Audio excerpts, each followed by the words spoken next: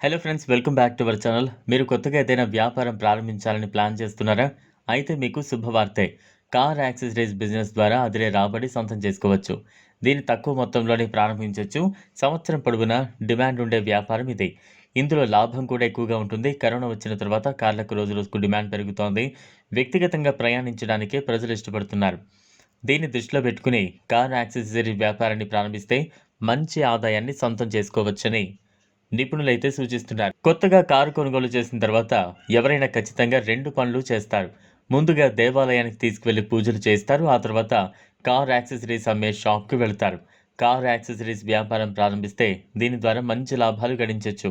అయితే దీన్ని ప్రారంభించాలంటే ముందుగా 300 నుంచి 500 చదరపు అడుగుల విస్తీర్ణం ఉన్న స్థలం తీసుకోవాలి. లేదంటే షాప్ లాంటిదైనా మంచిదే. హోల్‌సేలర్ల నుంచి మనకు కావాల్సినవన్నీ రిటైల్‌గా కొనుగోలు చేయొచ్చు. వీరి దగ్గర కొనుగోలు చేయడం ద్వారా మార్జిన్ తక్కువగా ఉంటుంది. ప్రస్తుతం మ్యానుఫ్యాక్చరర్ దగ్గర నుంచి నేరుగా గూడ్స్ కొనుగోలు చేయడం ఉత్తమం. మ్యానుఫ్యాక్చరింగ్ కంపెనీలు అన్నీ ఆన్‌లైన్‌లో గూడ్స్‌ను విక్రయిస్తున్నాయి. దీనివల్ల మీకు మార్జిన్ ఎక్కువగా ఉంటుంది. అంతేకాదు మ్యానుఫ్యాక్చరర్‌కు డబ్బులు చెల్లించడానికి 30 నుంచి 60 రోజుల్లోగా సమయం లభిస్తుంది. కొంతమంది మ్యానుఫ్యాక్చరర్లు విక్రయం కాని పార్ట్‌ను వెనక్కు తీసుకుంటారు. అది ఇంకో లాభం అవుతుంది. మీకు ఈ వ్యాపారానికి ఎలాంటి ప్రచారం అక్కర్లేదు. మౌత్ పబ్లిసిటీ ద్వారానే ఈ వ్యాపారం నడుస్తుంది.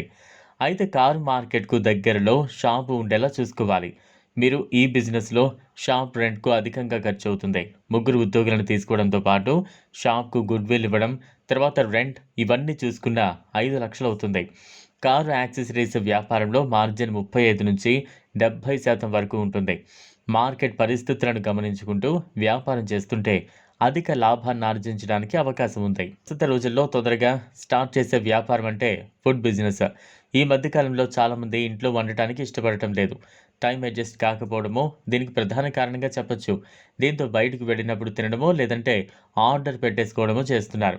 ఈ 2 పాయింట్లను ఆధారంగా చేసుకుని టిఫిన్ అండ్ ఫుడ్ డెలివరీ బిజినెస్‌ను స్టార్ట్ చేస్తే లాభదాయకంగా ఉంటుంది. దీనికి కేవలం రూ. 50,000 లోపు పెట్టుబడి సరిపోతుంది. అలాగే ఈ వ్యాపారాన్ని జనసముదాయం ఎక్కువగా ఉన్న ప్రదేశంలో పెట్టుకోవడం వల్ల బిజినెస్ కూడా సక్సెస్ అవుతుంది. ఈ మధ్య కాలంలో బాగా పాపులర్ అయిన బిజినెస్ ఫుడ్ ఆన్ వీల్స్. వీటిని ఎక్కడైనా పార్క్ చేయొచ్చు. తక్కువ ఖర్చుతో ఎక్కువ లాభం పొందడానికి వీలుంటుంది. ఇంకా స్నాక్స్ తీసుకునేందుకు ఆసక్తి చూపుతూ ఉంటారు.